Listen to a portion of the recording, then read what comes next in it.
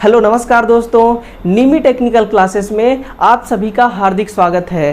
दोस्तों, आग के बारे में जानने की जितना जिज्ञासा रखते होंगे, यकीन मानिए उससे कई गुना अधिक बताऊंगा। बस इस वीडियो को पूरे ध्यान से देखिएगा। और इस क्लास में कुल 10 प्रश्न हैं। सभी प्रश्नों को पूरे विस्तार पूर्वक हल कराने वाला हूं। तो दोस्तों, अभी तक आपने इस चैनल को सब्सक्राइब नहीं किया होगा तो सब्सक्राइब करिए और अपने मित्रों के साथ भी इस क्लास को शेयर करिए। तो चलिए, इस क्लास में जो 10 प्रश्न हैं उन प्रश्नों को हल करने का सिलसिला शुरू करते हैं। ध्यान दीजिएगा, सबसे पहला क्वेश्चन है, आग जलाने के लिए किन पदार्थों की आवश्यकता पड़ती है? जीवाश्म की या ईंधन की, ऊष्मा या ऑक्सीजन? कमेंट बॉक्स आप लोगों के लिए खुला हुआ है। इस कमेंट बॉक्स में आप जरूर अपना आंसर कमेंट करें कि कौन से प्रश्न का सही आंसर कौन सा होने वाला है। तो चलिएगा देखते हैं सबसे पहला क्वेश्चन, आग जलाने के लिए किन पदार्थों की आवश्यकता होती है? अब देखिए, सबसे पहला ऑप्शन है जीवाश्म की। ऐसा तो कुछ भी नहीं है, जीवाश्म का प्रयोग करके हम आग नहीं लगा सकते। ईंधन, बिल्कुल, ईंधन के बिना तो आग की शुरुआत ही नहीं हो सकती है। ऑप्शन सी दे रखा है ऊष्मा। अगर ईंधन है, हम आग लगाते हैं तो वहाँ ऊष्मा जरूर होगी। और तीसरा डी नंबर है दोस्तों, ऑक्सीजन। यानी कि ऑप्शन ई नंबर इसका राइट आंसर होगा। बी, सी और डी। देखिए, अगर आपको आग जलाना है तो सबसे पहले 3 पदार्थों की जरूरत होगी, वो है ईंधन, ऊष्मा और ऑक्सीजन। ऐसा कहा जाता है कि इन तीनों पदार्थों में से किसी भी एक पदार्थ को अगर समाप्त कर दिया जाए तो बाकी के 2 पदार्थ भी समाप्त हो जाते हैं और आग बुझ जाती है। लेकिन मैं कहता हूं कि इन्हीं तीनों पदार्थों में से 2 ऐसे पदार्थ हैं जिनमें से किसी एक को समाप्त कर देने पे दूसरा तो समाप्त हो जाता है, लेकिन फिर भी तीसरा उपस्थित होता है। अब ध्यान दीजिएगा, अगर हम ईंधन को समाप्त कर देते हैं तो ऊष्मा समाप्त हो जाती है, लेकिन ऑक्सीजन फिर भी उपस्थित होती है। देखिएगा दोस्तों, इसका राइट आंसर है ऑप्शन नंबर ई। क्वेश्चन नंबर दूसरा है, आग से हमें क्या प्राप्त होता है? तेल, हवा या लकड़ी, या इनमें से कुछ भी प्राप्त नहीं होता। मुझे तो ऐसा नहीं लगता कि आग जलाने से हमें तेल प्राप्त होगा, और ऐसा भी नहीं लगता कि आग जलाने से हवा प्राप्त होती हो या फिर आग जलाने से लकड़ी प्राप्त होती हो। तो फिर होता क्या है? ध्यान दीजिएगा, जब हम आग जलाते हैं तो हमें 4 चीज़ें प्राप्त होती है। नोट कीजिएगा, पहला होता है प्रकाश, दूसरा है ऊष्मा, और तीसरा है धुआं, और इसी के साथ चौथा है राख।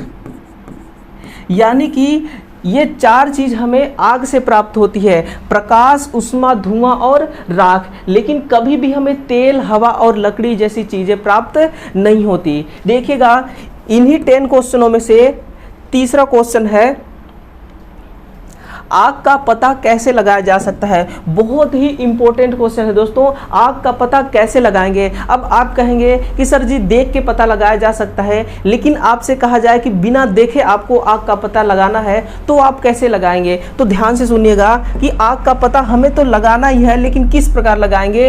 पहला है ऊष्मा के द्वारा, बिल्कुल सही है। धुआं के द्वारा, ये भी सही है। लौ के द्वारा, यानी कि इन तीनों चीजों के द्वारा आग का पता लगाया जा सकता है। अब ध्यान दीजिएगा, हम ऊष्मा के द्वारा आग का पता कैसे लगाएंगे? अब नोट कीजिएगा, मान लीजिए कि एक जगह पे आग लगी हुई है। कोई ज़रूरी नहीं है कि आग जब लगी हो तो वहाँ से धुआं भी निकले। मैं आपको एक एग्जांपल देके समझाता हूँ। जो थर्मल पावर प्लांट होते हैं, वहाँ पे कोयला को जलाकर आग लगाई जाती है, लेकिन उस कोयला को जलाने से पहले उस कोयला को बॉयलर के अंदर जलाया जाता है। ठीक, उस कोयला को जलाने से पहले बॉयलर के अंदर गर्म हवा भेजी जाती है, ताकि उस कोयला में जो थोड़ी बहुत भी नमी उपस्थित होगी वो नमी पूरी तरह से समाप्त हो जाए और कोयला हमारी अच्छी तरह से जले। ईंधन जब अच्छी तरह से जलता है तो धुआं बहुत ही कम निकलता है। देखिए, जब आग को जलाया जाता है और वो आग अच्छी तरह से जल रहा हो तो उसमें से धुआं बहुत ही कम निकलता है। और देखिए ये कंडीशन का पता हम तब ऊष्मा के द्वारा आग का पता तब लगा सकते हैं जब आग पूरी तरह से जल चुका हो, आग में केवल अंगारे ही अंगारे बचा हो, उस वक्त हम ऊष्मा के द्वारा पता लगा सकते हैं। अब देखिएगा धुआं के द्वारा कब पता लगाते हैं।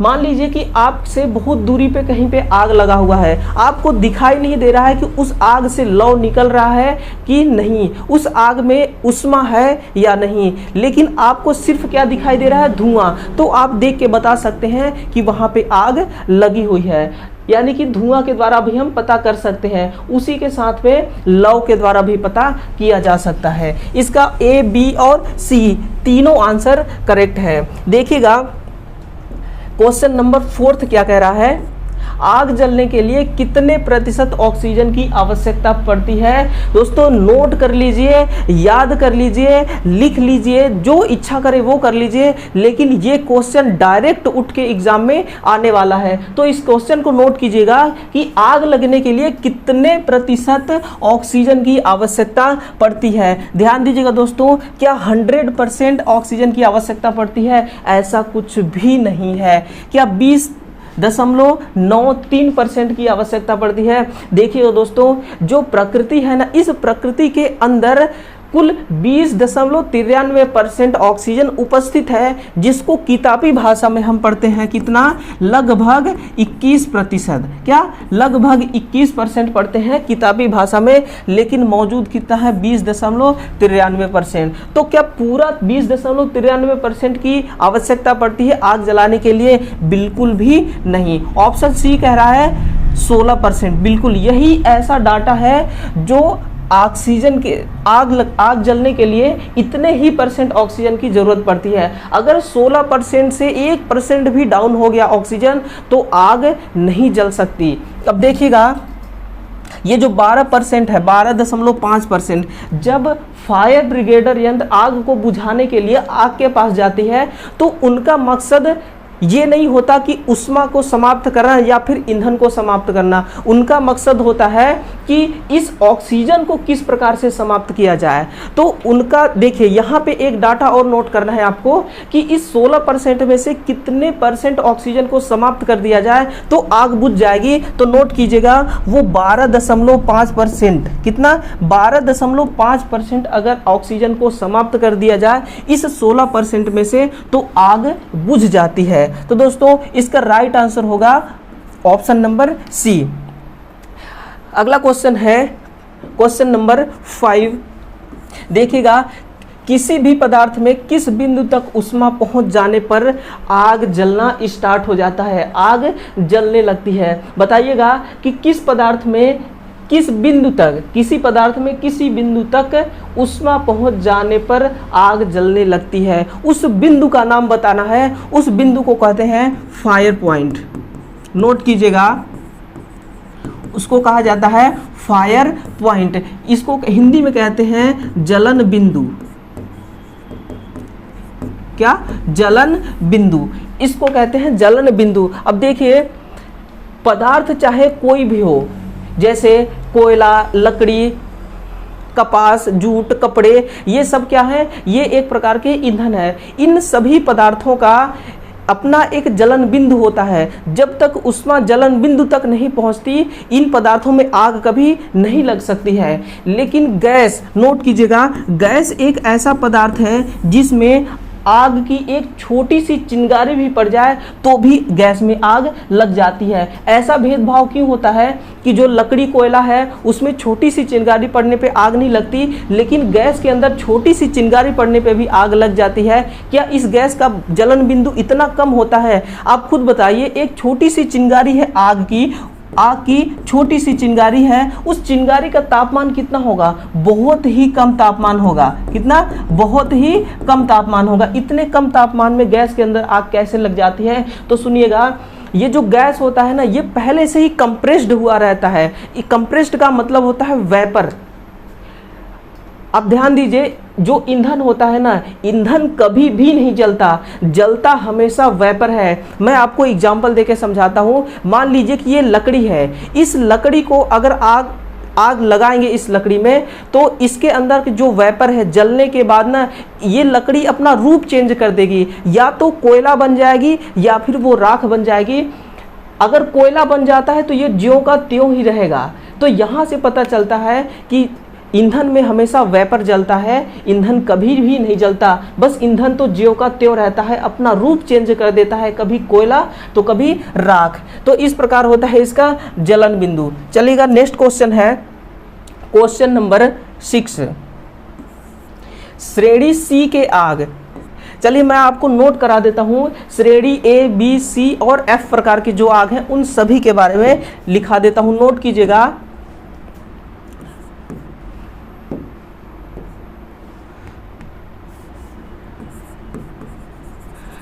क्लास ए प्रकार की जो आग है उसके अंदर ठोस पदार्थ आते हैं। क्या उसके अंदर ठोस पदार्थ आते हैं? और वो ठोस पदार्थ कौन कौन से हो सकते हैं? लकड़ी, कोयला, कपड़े और इसके अलावा जूट, कपास, जितने भी ठोस पदार्थ हैं वो सब के सब क्लास ए के अंदर आते हैं। अब क्लास बी के अंतर्गत कौन कौन से पदार्थ आते हैं तो नोट कीजिएगा। क्लास बी के अंतर्गत द्रव पदार्थ आते हैं। अब देखिएगा द्रव पदार्थ में कौन कौन सा है? मिट्टी का तेल, जिसको हम केरोसिन कहते हैं, मिट्टी का तेल, और दूसरा है पेट्रोल और डीजल। ये जो द्रव पदार्थ है इनके द्वारा जो आग लगती है उस आग को क्लास बी के अंतर्गत रखा गया है। अब देखिएगा क्लास सी, क्लास सी में कौन कौन से आते हैं? जो गैस होता है ना, उस गैस के कारण जब आग लगती है तो उस आग को क्लास सी के अंतर्गत रखा जाता है। अब इसमें कौन सी गैस आती है तो नोट कीजिएगा, LPG gas, liquid petroleum gas जो होता है वो क्लास सी के अंतर्गत आती है। और क्लास डी के अंतर्गत जो आग आती है वो किसी धातु के कारण जब लगती है, किसके कारण? किसी धातु के कारण जब आग लगती है तो उसे क्लास डी प्रकार के आग माना जाता है। अब धातु में क्या आएगा? जैसे तार या वायर। जब ये आपस में दो तार शॉर्ट सर्किट होते हैं तो जिसके उस कारण से जब आग लगती है तो उसे क्लास डी के अंतर्गत रखा गया है। अब देखिएगा एक और लास्ट है, वो है क्लास एफ प्रकार की आग। और ये जो क्लास एफ प्रकार की आग है ना, ये किचन के अंदर जो तेल होता है ना, उस तेल के कारण जब आग लगती है तो उसे क्लास एफ प्रकार की आग के अंतर्गत रखा गया है। रसोई तेल, रसोई का तेल। तो देखिए इस प्रकार से इसका राइट आंसर होगा, यानी कि श्रेणी सी प्रकार के आग के बारे में पूछा गया है। अब इसके बारे में मैंने आपको टोटल डिटेल्स नोट करा दिया है। आप इसको स्क्रीनशॉट भी ले सकते हैं या फिर नोट कर सकते हैं अपने नोटबुक में। अगर स्क्रीनशॉट लेना चाहते हैं तो मैं साइड हो जाता हूं, आप फटाक से स्क्रीनशॉट लीजिए, फिर आगे सिलसिला स्टार्ट करते हैं। क्वेश्चन नंबर 8, क्वेश्चन नंबर 8 है फायर एक्सटिंग्यूशर में पास का अर्थ क्या होता है? ये पास जो है ना, PASS, इसका पूरा मतलब क्या होता है? लिखेगा P से होता है pull out, pull out. Pull out का मतलब होता है खींचना, और A का मतलब होता है एम, यानी कि निशाना लगाना, निशाना लगाना। और इस S का मतलब हो गया स्क्यूज,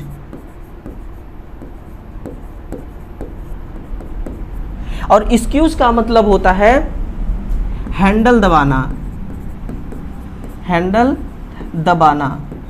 अब देखिएगा इसका पूरा मतलब समझाऊंगा। और इस S का मतलब हो गया स्वीप, और स्वीप का मतलब होता है झाड़ू जैसे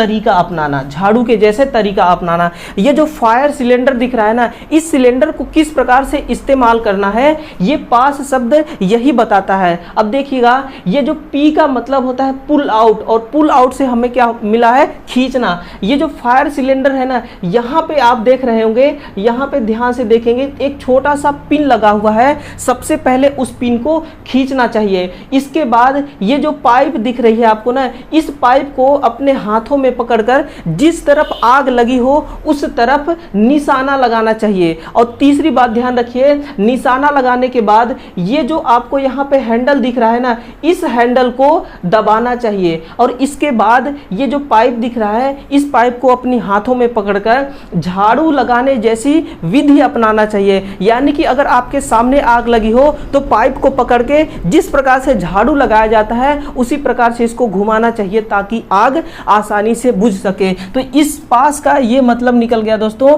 कि इस पास का मतलब क्या हो गया, यहाँ पे मैंने टोटल नोट करा दिया, आप इसको नोट कर लीजिए। बहुत ही इंपॉर्टेंट पॉइंट है, ध्यान दीजिएगा इसको।